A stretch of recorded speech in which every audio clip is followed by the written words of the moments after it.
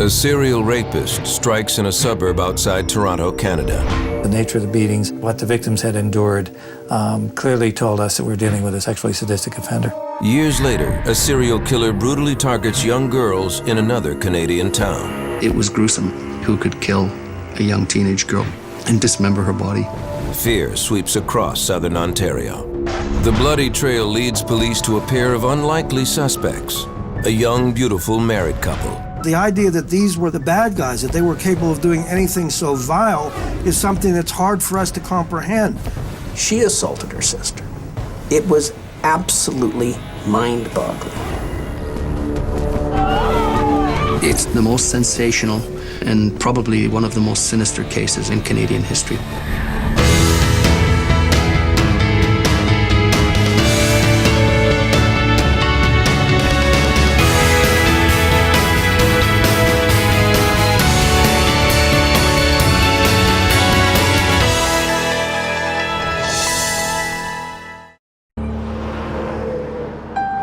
Saturday, June 29, 1991, at a quiet recreational area near the town of St. Catharines in Ontario, Canada, some fishermen make a horrifying discovery. At one end of Lake Gibson, they notice several concrete blocks partially submerged in the water. They take a closer look and are shocked to find what appear to be pieces of human flesh protruding from the cracks. Niagara Regional Police search the murky waters for more clues. They find a total of 8 concrete blocks. Each contains body parts. We believe the party to be a female, young female. It could be between 14 to 24 years of age. The victim is identified as 14-year-old Leslie Mahaffey from the nearby town of Burlington. She had been missing for 2 weeks. The same day her body is found, a young couple exchange wedding vows 16 miles away in the quaint town of Niagara-on-the-Lake. Their fairy tale wedding is complete with a horse-drawn carriage. At face value, it was a beautiful wedding, but if you talk to the friends and the relatives, everybody knew that it was just a big charade. 21-year-old Carla Homolka and 26-year-old Paul Bernardo appear to be the perfect couple, but friends and family suspect Paul has been unfaithful. What they don't know is far worse.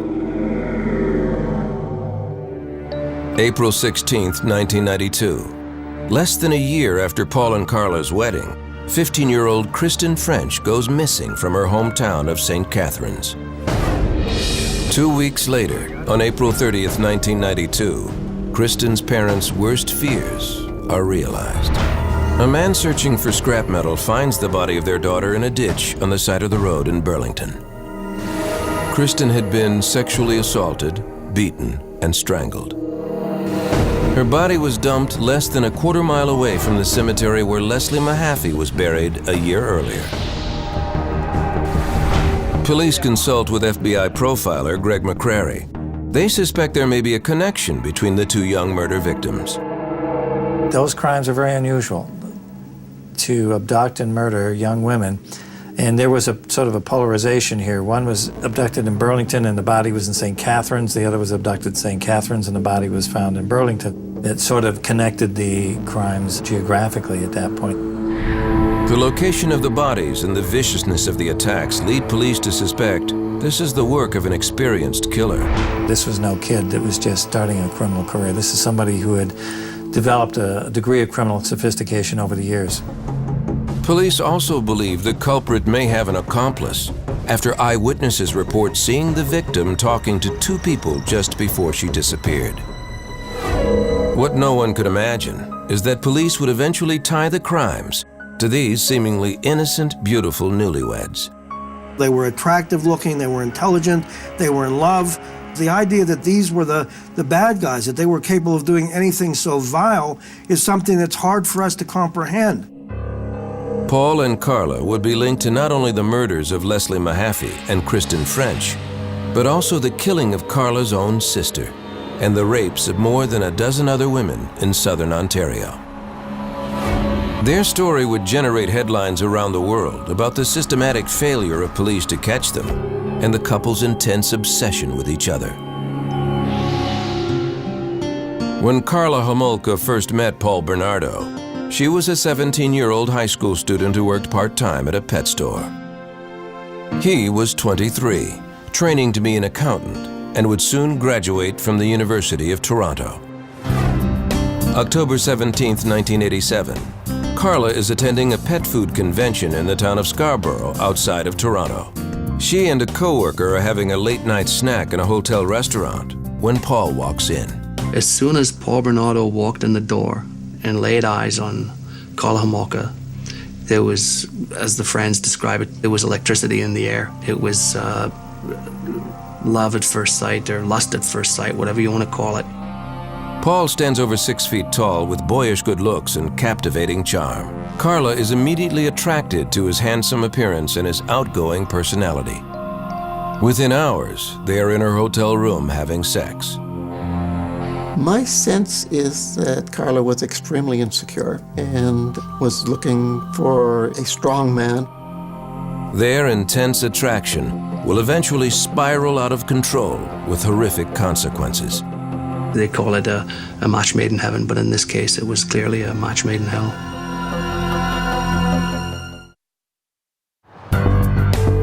October 1987, when 17-year-old Carla Homolka first met Paul Bernardo in Scarborough, Ontario, it was lust at first sight. Carla believed 23-year-old Paul was the man of her dreams. But he was a man with dark secrets, and she was a young woman who would do anything for him. The oldest of 3 daughters, Carla Homolka was a popular and pretty girl. She grew up in St. Catharines on the southern shore of Lake Ontario. In high school, Carla had several boyfriends, but no one like Paul Bernardo. He was 6 years her senior, and in her mind, the perfect catch. She bragged to friends about his maturity and good looks, and Paul was quite taken with Carla, too. It was a perfect match for Bernardo. He'd found his soulmate. He'd found the woman who would do anything, and ultimately she did do anything. The youngest of 3 children, Paul was a good-looking boy with dimples and a sweet smile. But behind the happy expression was a little boy who had a difficult childhood. His mother was verbally abusive. His father, Paul discovered, was not his biological parent. This startling revelation occurred when Paul was 16. Around that time, Paul began peeking through his female neighbors' windows as they undressed. As he grew older, Paul's curiosity slowly escalated into something more aggressive. It would appear there's something very different in terms of his sexual makeup. From what I can glean, he wasn't necessarily a man who was terribly aroused by consenting sexual activity. Paul Bernardo tried to keep those sexual tendencies hidden. In September of 1983, he began taking classes at the University of Toronto at Scarborough. By all accounts, he was well liked by friends and neighbors. One of the most horrifying things is that he seems so normal. I believe that this is quite common in psychopathic personalities. They are often very charming, entertaining, life of the party kind of people. He had several girlfriends in college who said they broke up with him when their sexual relationships became abusive. He became fixated almost on violence towards women and on conquering women, on going to discos and bars and getting them and having sex with them and getting them to do whatever he wanted. In the spring of 1988, a sexual predator was roaming the streets of Scarborough. By May, there were already 7 attacks on women. We're supposed to warn women not to travel alone at night. The attacker would grab women as they got off the bus or walked through the park, pulling them behind bushes where he sexually assaulted them. Early on, these attacks consisted of fondling, but over a 13-month period, the assaults grew more violent. The media dubbed the attacker the Scarborough Rapist. Women were forced to perform intercourse, oral sex, and sodomy, and were sometimes beaten. Everybody knew about the Scarborough Rapist. Everybody was on their guard, and it was a nightmare for many young women, and it was a real nightmare for the women who unfortunately happened to be pounced on by him. The Metropolitan Toronto Police Department took statements from the victims, but they couldn't get an accurate description. The women had been attacked from behind and didn't clearly see his face. All they could tell was that he was young and good-looking, with light-colored hair. Police found another common characteristic among the attacks. The attacker forced the victims to call themselves degrading names, such as slut. Nobody had a clue who the Scarborough rapist was. The Toronto police were working diligently on the case. They'd taken as many as, I believe, 100 DNA samples from potential suspects. In the fall of 1988, the Toronto police called an FBI profiler, Greg McCrary, to assist in the search for the Scarborough rapist.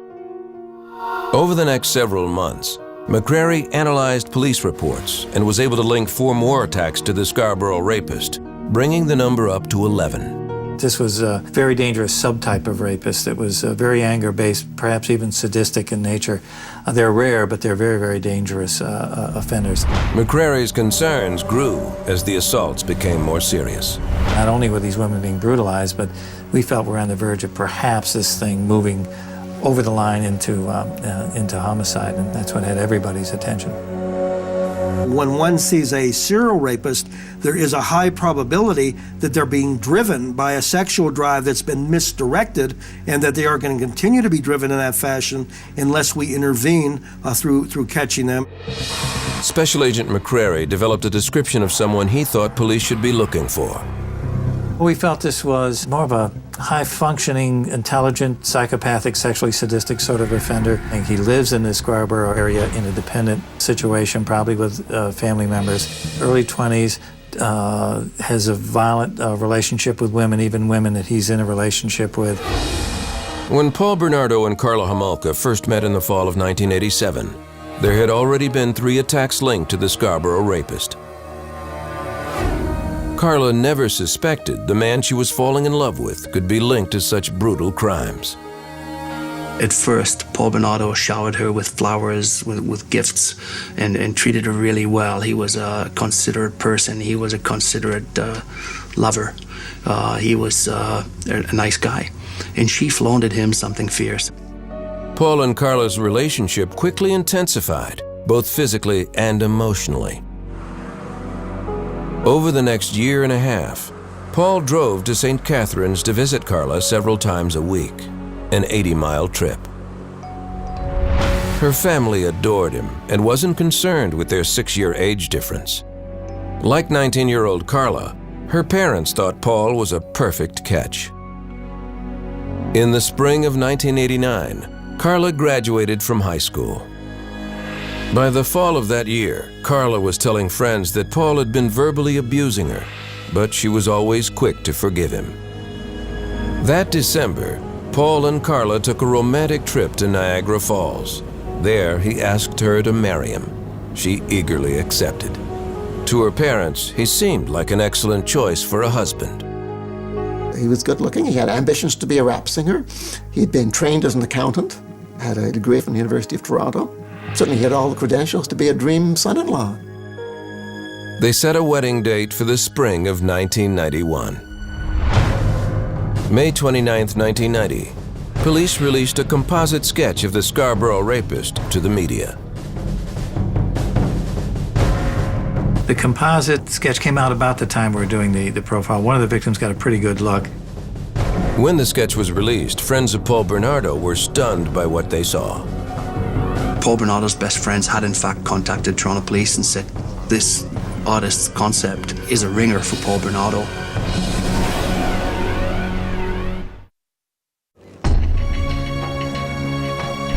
During the summer of 1990, a serial rapist is terrorizing the Toronto suburb of Scarborough.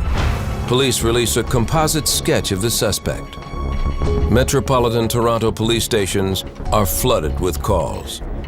The man accused of more than a dozen sexual assaults in the Scarborough area bears a strong resemblance to Paul Bernardo.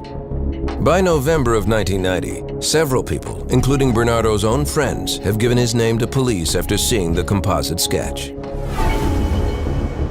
Police bring him in for questioning and request a DNA sample. The sample is sent to the Center of Forensic Sciences in Toronto, where it is put on a shelf with hundreds of other samples waiting for testing.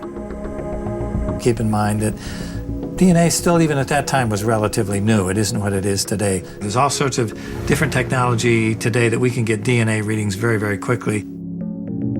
Around the time of Paul's questioning by police, he moves from Scarborough to St. Catharines. He and his fiancée, Karla Homolka, live with her parents until they can get a place of their own. The sexual assaults in Scarborough suddenly stop, but a rash of incidents begin to occur in the St. Catharines area. Karla and her family never suspect Paul. They adore him, especially Karla's 15-year-old sister, Tammy, who looks up to him as a big brother. But soon she becomes the target of his deviant urges. Secretly, he wasn't just the brother that she never had. He was also, ogling her and salivating over her, and she was the virgin that Karla wasn't. Paul begins to pressure Karla for the one thing she's unable to give him. While Karla wasn't a virgin, the closest person to her who was a virgin was her youngest sister, Tammy. Desperately wanting to please Paul, Karla agrees to drug her younger sister so Paul can have sex with her. Part of her reasoning is that she'll give him Tammy's virginity in place of her own. It will be Karla's Christmas present to her fiancé. December 23, 1990. After the rest of the Homolka family goes to bed, Paul and Karla invite Tammy to stay up late and have a few cocktails. What Tammy doesn't know is her drinks are laced with sleeping pills purchased by Karla. She used an animal tranquilizer in order to keep her sedated while the two of them participated in this rape. Karla uses another drug stolen from the veterinary clinic where she works to keep her sister unconscious. She soaks a rag with the drug halothane and keeps it over her sister's face while Paul rapes the young girl. They videotaped the entire episode. All this happens while the rest of the family is asleep upstairs. Most people videotape their family holidays and their children's first, their second, third, and so on birthday. But he liked to videotape, in his eyes, his sexual contrast. Paul then orders Karla to assault her own sister. On videotape, Paul rapes her, and so does Karla. Sex with her own sister. But the plan turns deadly. After Karla rapes her sister, Tammy begins to vomit and chokes. Paul and Karla quickly dress her, hide the camera, and call 911.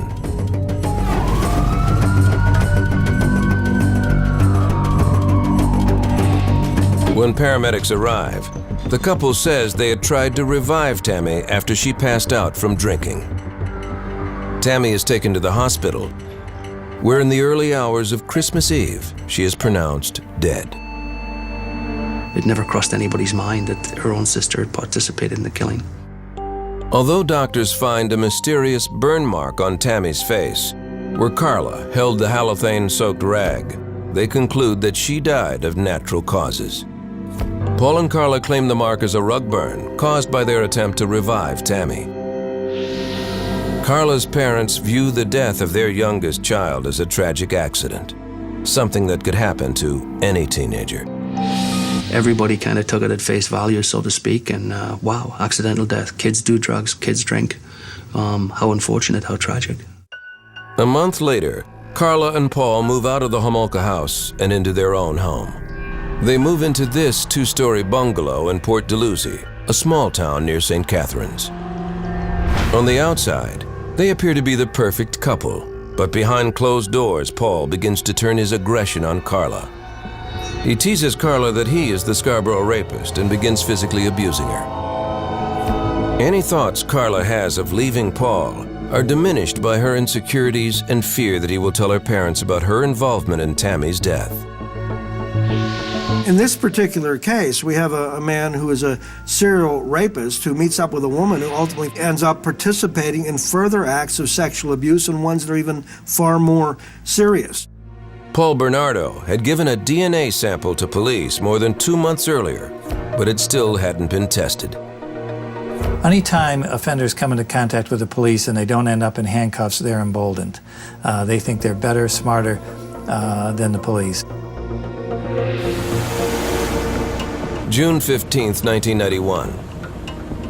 2 weeks before Carla's dream wedding, Paul wakes her up in the middle of the night with a surprise, a young girl, 14-year-old Leslie Mahaffey. He had abducted Leslie from her own backyard, luring the teenager into his car with a cigarette. Paul intends to keep Leslie as a sex slave, but her true fate will be far worse than anyone could imagine. June 15th, 1991, Port Dalhousie, Ontario. In the middle of the night, Paul Bernardo wakes up his fiancée, Carla Homolka, with a surprise. With him is 14-year-old Leslie Mahaffey, a young girl whom he abducted and intends to keep as a sex slave. Together, the couple holds the young girl captive in their home, repeatedly assaulting her, all the while recording the attacks on videotape. After less than 24 hours, they strangle her, then cut up her body and encase the pieces in concrete blocks before dumping them in nearby Lake Gibson. It is 2 weeks before their wedding. Well, clearly the relationship between Paul and Carla was a very destructive one. These are two people that fed into one another and encouraged and supported one another, it would appear, in doing things that were just, in some sense, unspeakable. On June 29th, 1991, Paul Bernardo and Carla Homolka exchange wedding vows before more than 100 friends and family members. On the same day as their fairy tale wedding, fishermen discover the dismembered body of 14-year-old Leslie Mahaffey, encased in concrete blocks. The details of the young girl's murder send shockwaves through the region. It was gruesome. I mean, when you imagine not only who could kill a young teenage girl, but who could dismember her body and dispose of it in such an ugly and heinous way. There was this massive veil of fear right across southern Ontario. Over the next year, the Niagara Regional Police attempt to find any clues that will lead them to the killer of the teenager. They call in FBI profiler Greg McCrary to assist with the search. McCrary had been asked to help with the Scarborough rapist case more than 2 years earlier. But he has no reason to think those rapes are connected to the murder of Leslie Mahaffey. Toronto police also don't make the connection to the rash of incidents in St. Catharines, so that information is not brought to McCrary's attention. I wish I had made that connection. I had no idea there were other rapes going on up there at the time either. Had I known that, I don't know, maybe that would have clicked for me. While the Niagara Regional Police look for clues to Leslie's murder, Carla Homolka settles into her role as a wife. But she finds that marriage has not quenched her new husband's thirst for virgins. In fact, Paul's deviant sexual demands escalate. After they were married, Paul demanded that Carla get some of her sister Tammy's best friends around to the house because he wanted to drug them in the same way that they drugged Tammy. Over the next year, Carla entices several young girls into their home. The newlyweds drug and sexually assault the girls. But unlike Carla's sister Tammy, these girls survive, regaining consciousness with no memory of the assaults. Some of these attacks are videotaped. He was obsessed with making himself into a star. It was very important for him to keep trophies or mementos that would confirm how successful he had been on these occasions. With Carla's knowledge, Paul also continues to stalk women throughout the Niagara region. On April 16, 1992, Paul and Carla take an afternoon drive with the intent of bringing home a new sex slave. They are only a few miles from their own house when the couple spots 15-year-old Kristen French walking home from school. They turn into a church parking lot and wait for the girl to pass by. Carla was sitting in the passenger seat of Paul's Nissan, and she said to Kristen French, "Excuse me, could you help us with directions?" And she had a map out, and poor Kristen had no idea what was about to happen to her. The couple shoves Kristen into the car and drives the short distance back to their Port Dalhousie home. It is not long before Kristen French is reported missing. Local police begin to investigate. We have no doubt from eyewitnesses that Kristen was abducted from that parking lot. Witnesses tell police they saw the girl with two people in the church parking lot. They also report seeing the three drive away in a beige Camaro. In response to public fear about an attacker on the prowl, the Niagara Regional Police put together a team of investigators called the Green Ribbon Task Force. They examine eyewitness accounts about a beige Camaro and reconnect with Special Agent Greg McCrary. It was a big hunt for this beige Camaro. Eyewitnesses were rock solid about seeing this beige Camaro. Police do not know at the time that this is a false lead. Paul Bernardo drives a gold Nissan. It's always a dilemma for law enforcement because we know eyewitness identification. It's been shown time and time again to be faulty. But you've got people witnessing the abduction and describing the car. You've got to go look for that car. The media begin to link the disappearance of Kristen French with that of Leslie Mahaffey 1 year earlier. I'd been a reporter for maybe 15 years at the time, and all of my instinct, all of my experience told me that this was really bad, that this was going to be a major, major story.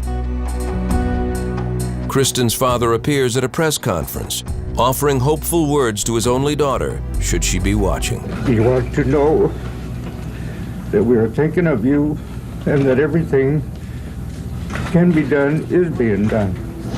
And we'll get you back real quick. Greg McCrary develops a profile of the suspect. I described him as being a white male in his late 20s, probably with a history of sexually violent crimes, a history of domestic violence.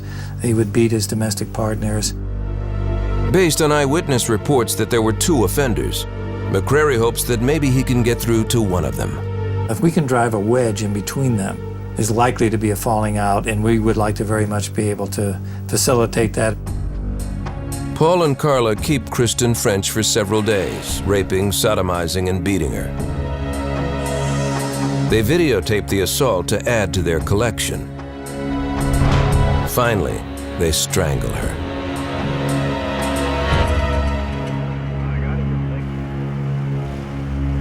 On April 30th, 1992, Kristen's body is found. Paul Bernardo has left the body of the St. Catherine's teen more than 30 miles away in the neighboring town of Burlington.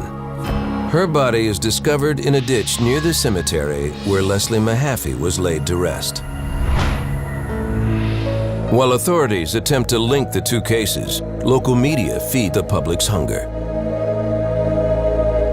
I mean, we covered it extensively, probably more than any other paper, but there was an audience and an appetite for that. As the hunt for a possible serial killer monopolizes the news, Paul and Carla's relationship becomes even more violent. In January 1993, a severe beating at the hands of Paul sends Carla to the emergency room.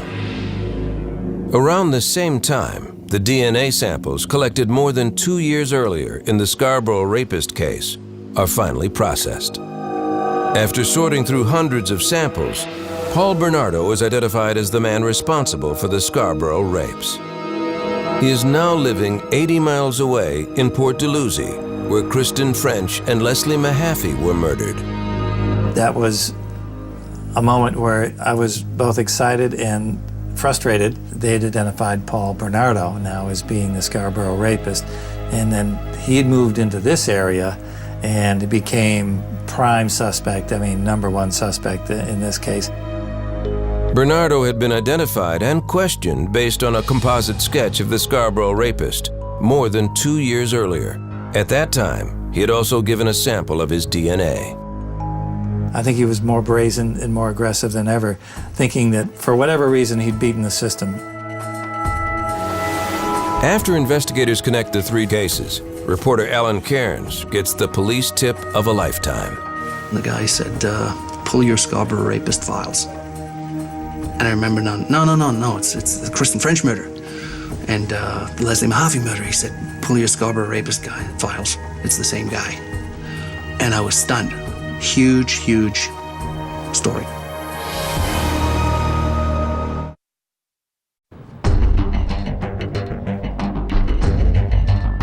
January 1993, Port Dalhousie, Ontario. Paul Bernardo and Carla Homolka get into a violent fight, landing her in the hospital with severe injuries. Paul had attacked Carla with a flashlight, leaving her with 2 black eyes, a broken rib, and severe bruising. After less than 2 years of marriage, she decides to move out.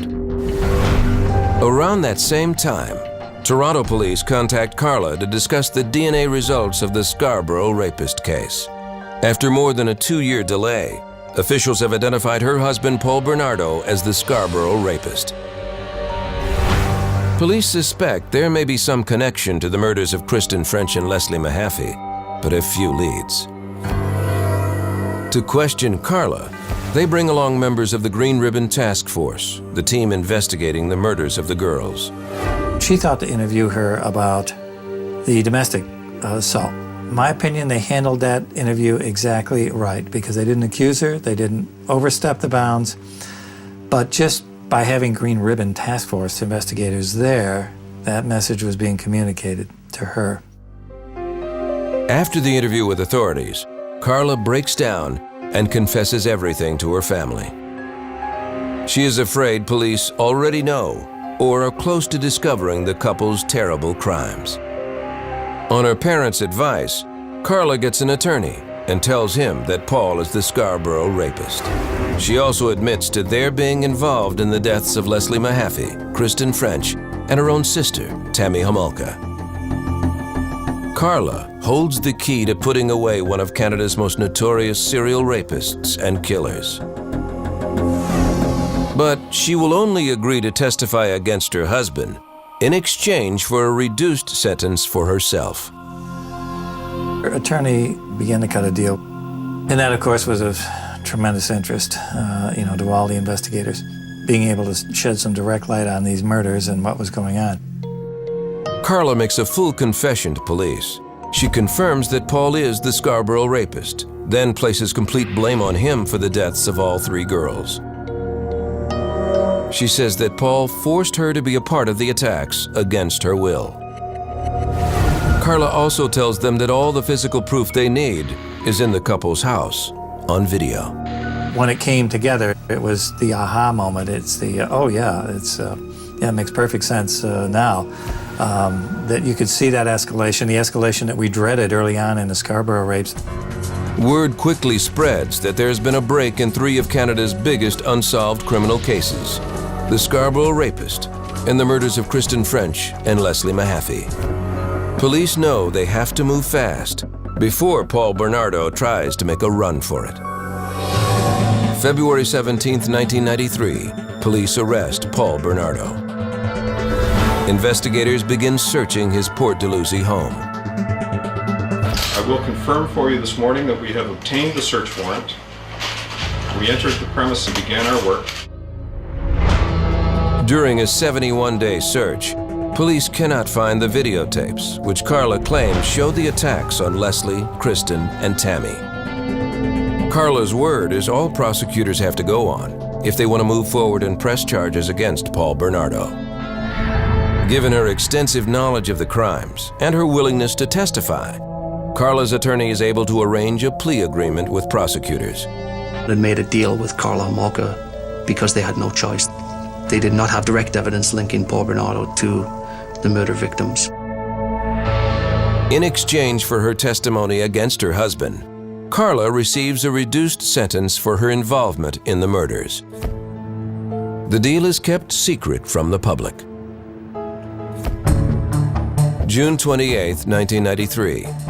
Carla appears in court to face the charges against her. Although reporters are allowed in the courtroom, they are only allowed to report on the charges and a sentence. This restriction is uncommon in Canadian courts and frustrates many reporters. The publication ban actually spurred the media to write even more about what they didn't know, to write even more about their unanswered questions, and to stir up public indignation about the public right to know being denied. It suddenly dawned on us how big this case was and how brutal and how awful and how psychologically twisted this case was. In court, Carla's attorney portrays her as an abused wife, forced to participate in her husband's criminal activities. Carla is convicted on manslaughter charges stemming from her involvement in the murders of Kristen French and Leslie Mahaffey. She receives 2 12-year sentences. The terms are to be served concurrently. She had received what everybody thought was described as the deal of the century. What she had participated in, though, was not generally known publicly. The light sentence causes widespread speculation about a secret plea agreement. Since her plea was not allowed to be publicized, it was inferred that it must have been a guilty plea. According to the government, the plea agreement and the full facts of the case are being kept secret to ensure a fair trial for Paul Bernardo. The public is divided about being left in the dark. Hear no justice, see no justice, speak no justice. The law's an ass. All we need to know is that justice is served. We don't need to know what the girls went through. Karla Homolka is sent to Kingston Prison for Women. In August of 1993, while in prison, Karla files for divorce. The next time she will see Paul is in court, testifying against him. It is then that the full shocking details of the couple's crimes will be made public. The interest in this case was not sparked so much by the brutality of the murders. It was essentially fed by disbelief that such an attractive man and such a beautiful young girl could team up and be involved in something so bad. I mean, the Americans coined them Ken and Barbie, and there was something to be said about that. Ken and Barbie's darkest secrets will soon be revealed when the couple's missing videotapes finally surface.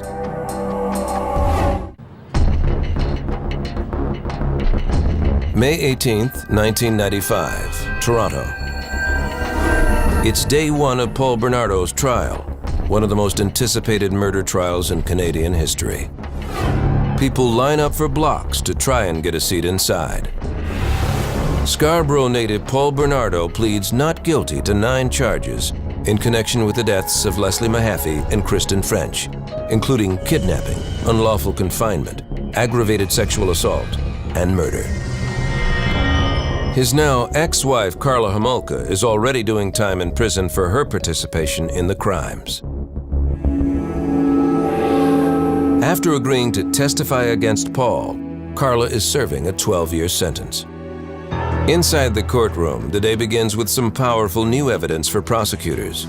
6 videotapes found in the couple's home. That was the first time that they had direct evidence against not only Paul Bernardo but Karla Homolka.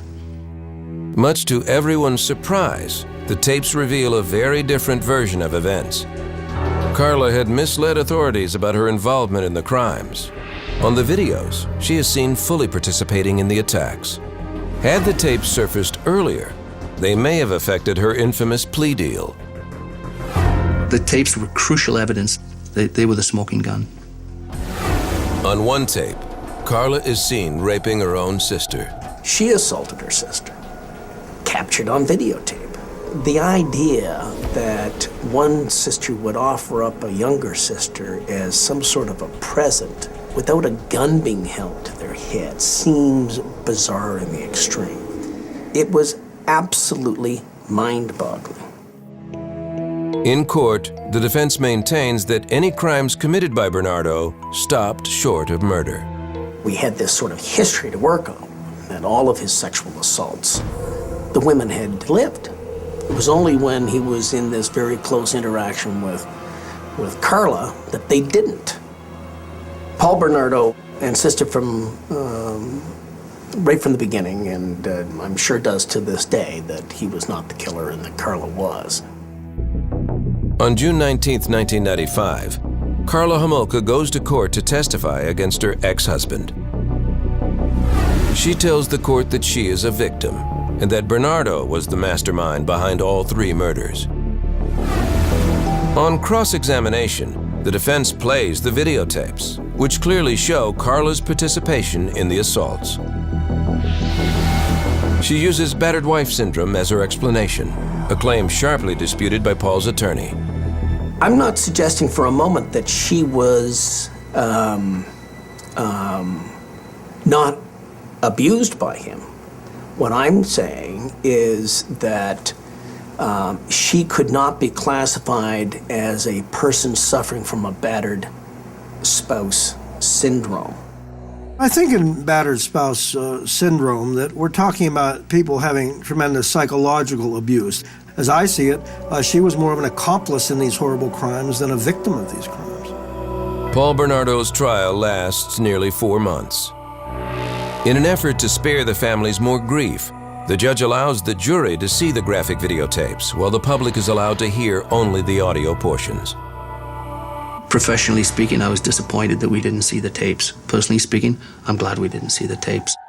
The audio reveals Paul Bernardo's modus operandi, as used in the Scarborough rape case. He got them to repeat over and over and over again that they'll do anything he wanted, that he's the king. After hearing the testimony of 86 witnesses, the jury of 8 men and 4 women deliberates for 8 hours before reaching their verdict. September 1st, 1995. 31-year-old Paul Bernardo is found guilty of all 9 charges against him, including 2 counts of first-degree murder for killing 15-year-old Kristen French and 14-year-old Leslie Mahaffey. The parents of both girls are pleased that Paul Bernardo is behind bars, but their nightmare isn't over. Only the trial is over. Leslie is still not coming home. Paul Bernardo is sentenced to life in prison with eligibility for parole in 25 years. After his conviction, he also confesses to the manslaughter of Carla's younger sister Tammy and the sexual assaults of 14 other women in the Scarborough area. Those admissions lead the judge to declare him a dangerous offender, meaning he will likely spend the rest of his life in jail without the chance for parole. The controversy sort of rages around. Was Carla given too light a sentence? Did she get off on this thing, so to speak, get off way too lightly? And that's certainly the opinion of a lot of folks that she is. I have my concern that she may be more psychopathic than Paul. Even though Karla Homolka misled authorities about her role in the assaults, prosecutors decide not to challenge the plea agreement. The decision, they say, is final. I'm not a lawyer, but as I understand the law, once the deal was cut in Canada, they had to honor the deal. Carla's plea deal becomes known as one of the worst in Canadian history. The media call it the deal with the devil. The controversy surrounding the Paul Bernardo and Karla Homolka crimes does not end with the verdicts. The following year, the Ontario court releases the results of a 6-month-long inquiry into the police handling of the Paul Bernardo case. They conclude that the investigation was hampered by numerous mistakes and that Paul Bernardo fell through the cracks simply by moving from one community to another. Since the inquiry, Canadian authorities implemented a new system specifically for tracking serial predators. Their goal is to improve communication among police departments. On July 4th, 2005, 35-year-old Carla is released from prison after serving 12 years behind bars. Although she served her full sentence, some feel that was not long enough for the role she played in the crimes. My personal feeling is she got off light. I think that she has more culpability for this than she was punished for. But she's out. And so all we can do now is hope that she doesn't harm anyone else. Unable to comfortably return to her hometown of St. Catharines, Karla Homolka decides to start her life over in French-speaking Montreal. She could come out in Quebec, basically an unknown person, and she could get on with her life and become a normal person, and that's exactly what she's tried to do. Karla says she still has nightmares about the girls and feels remorse for what she did.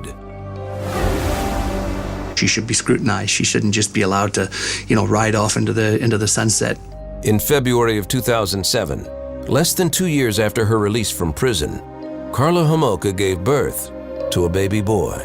Karla Homolka has a tough life ahead. How do you deal with what happened there?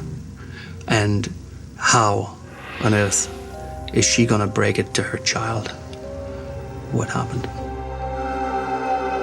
She's out there in the community, and so we all, not only for her sake, but for all of our sakes, have to hope that she's going to do well. From my perspective, she had served her sentence. It was she's entitled to be released, and she's entitled to go about her life as best she can, and that's the way this system is. Would I want her living next door? No.